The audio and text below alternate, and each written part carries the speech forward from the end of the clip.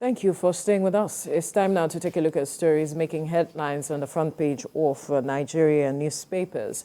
And I begin with the Nigerian News Direct. The major story here: court halts NLC TUC from embarking on nationwide strike. Court halts NLC TUC from embarking on nationwide strike. And some riders there: Kwara Governor, Oyo Governor meet with Labour leaders. NLC leaders are acting out scripts by P2B, that's Fani Kayode, alleging their increase in fuel pump price, a deliberate sabotage. Some CSOs are reacting. You'll find all the details on the front page of the Nigerian News Direct. We move now to the Punch newspaper. And the major story here says subsidy. NLC kicks as court stops strike. Police warn hoodlums. NLC kicks as court stops strike. Police warn hoodlums. Some riders: Labour faults interim order. Bank, aviation workers join planned strike. IG orders police commissioners to prevent breakdown of law and order. All the details on the front page of the Punch newspaper. To the Nation newspaper, still towing the line of the suspended strike. It says Labour suspends strike. Labour suspends strike. Find out the details on the front page of the Nation newspaper. Ibrahim. Right, the paper that I have here, the first one is First News. Subsidy removal. Finally, NLC TUC suspend planned strike. Daily Trust is next. Subsidy removal. Labour suspends strike. The riders read: TUC demands 200,000 naira minimum wages. Federal government unions opened rooms for more negotiations. Industrial action threats to peace. Industrial action threats to peace. That's the IGP. And Kwara reduces work days to 3. Daily Trust: subsidy removal. Labour suspends strike.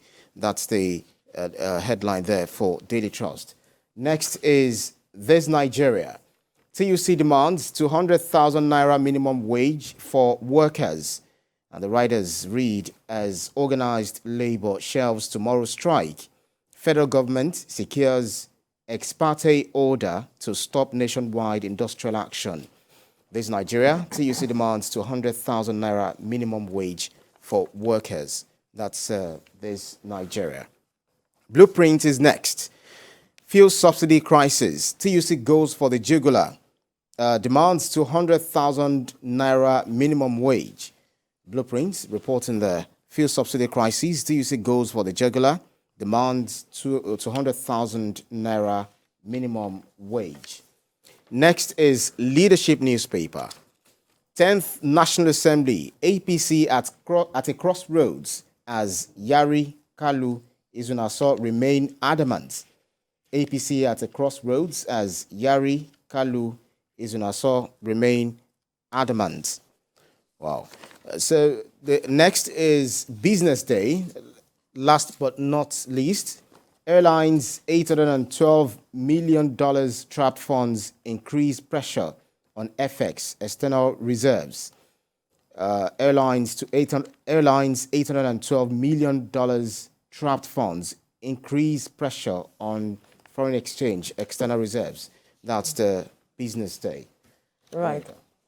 All right, let's look at this story talking about the suspension of the proposed strike that was supposed to hold tomorrow by the NLC, although the federal government had secured an interim court order to halt the action by the organized labor.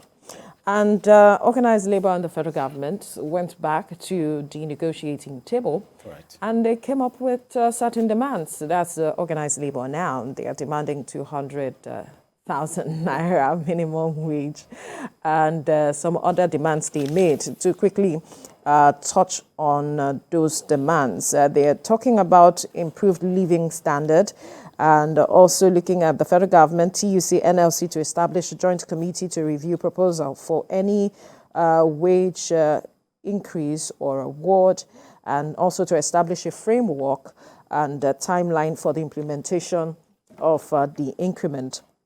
Then to review World Bank financial cash transfer scheme and propose inclusion of low-income earners in the program. Right. And then the federal government, TUC, NLC, revive CNG conversation program earlier agreed with Labour, I think in 2021 or so.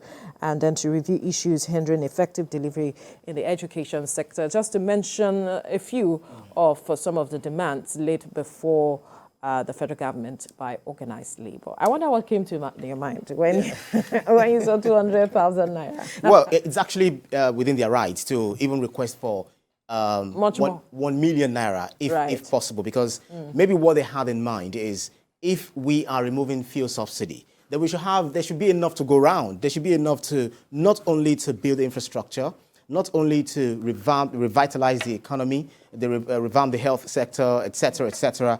But we should also have our own, cuts, big share of the national cake. It's their right, but it's not left to the federal government to sit down, whether it's a round table or square table as they've been doing, whatever the table, whatever shape, even if it's amoeboid, they should just sit down and have that conversation if that's going to be possible. But I think it's quite ambitious, but they might beat it down. Are you not speaking with both sides of your mouth? Well, you have to, because of our role, you have to consider the two aspects of it. The two sides. Whatever side I want to take, that's left to me. It's okay. But the reality is, the federal government should now consider to look into it and see, okay, where is the meeting, the rallying point? Is 200,000 naira okay? As against 30,000 naira.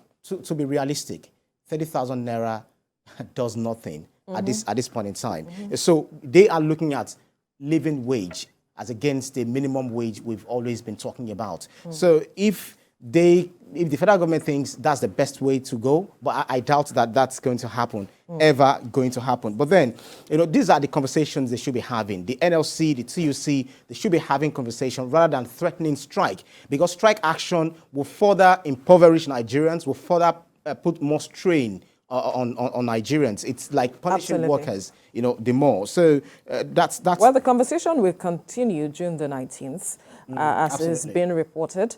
But 200,000 naira, from my point of view, is quite ambitious when you look at the realities on the ground. Our debt burden is about 77 trillion. Correct. Right? And if majority of that is based on payment of salaries.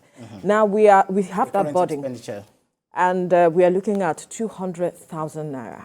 How many states have been able to pay the 30,000 naira minimum wage? Some have not been able to. Even the 18,000 naira that it was initially, some have not paid. So are we going to look at, okay, this minimum wage should be according to what the living standards are in various states? Look at the realities on the ground. We know that the living standard in Lagos is quite high in comparison to states like Ogun and Oyo and Osun and all of that. So, going to the north and all of it, are we going to look into that direction to look at the realities on the ground, look at how the internally generated revenue of some states to be able to manage some of this?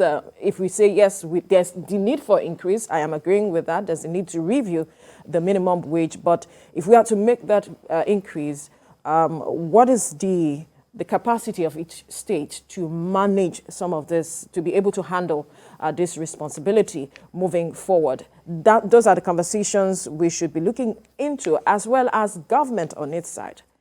Cutting the cost of governance, cutting wastage, which is something that a lot of persons have been talking about. How can we begin to block loopholes of corruption and ensure that we hold persons accountable?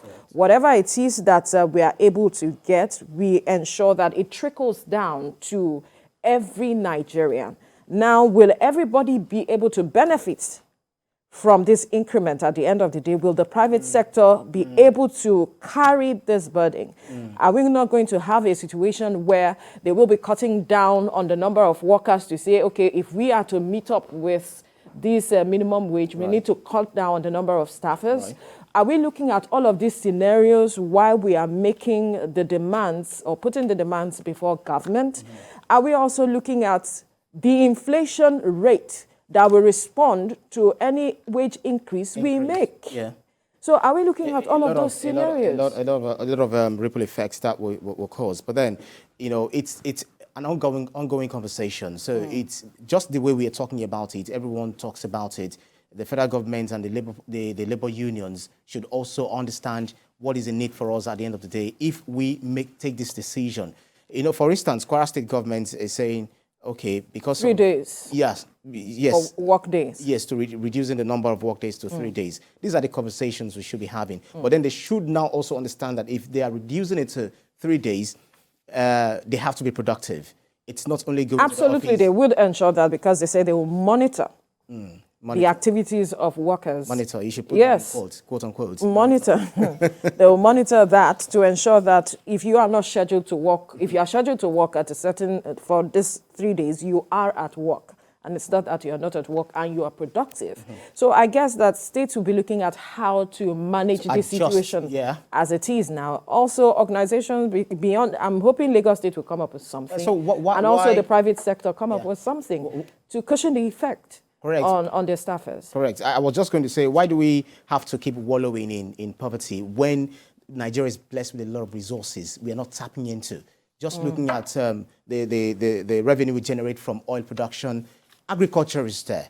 We have mineral resources, the limestone, the gemstones, the solar, the wind, everything. We can tap into all of this and utilize them to our own utmost benefit and also export most of these things outside of the country. Well, I believe that most states now will begin to look outside the box to ensure that... no, they should even think like there's no box at all. That's practically what I'm saying. Exactly. Look inwards to see what you can do to generate revenue to cushion the effect of all of these issues. We are able to stabilize the economy, as is being said.